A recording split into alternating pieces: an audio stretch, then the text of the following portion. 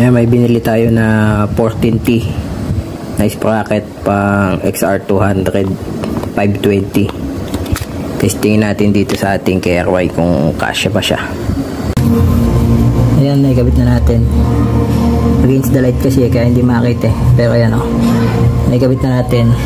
Ayan yung pinagpalitan natin. Ang diskarte ko dito,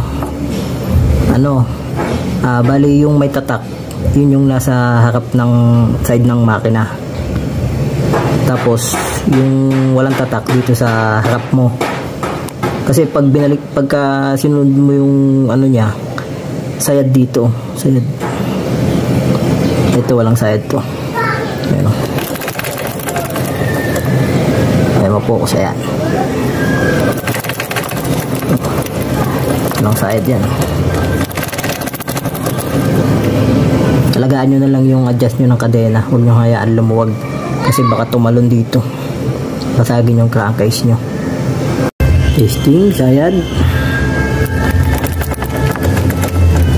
Walang sabit. Ayan o, walang sabit yan. 14T na 520 sa KRY.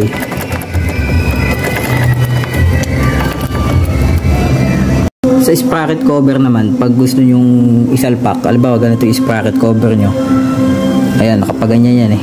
Katulad din to ng stock. Tatabasan nyo naman tong part na to. Ito, tabasan nyo tong part na to. Sa stock din, ganyan yung part na yan. Kapag ganito kasi yan, kapag ganyan, ayan, tatabasan nyo.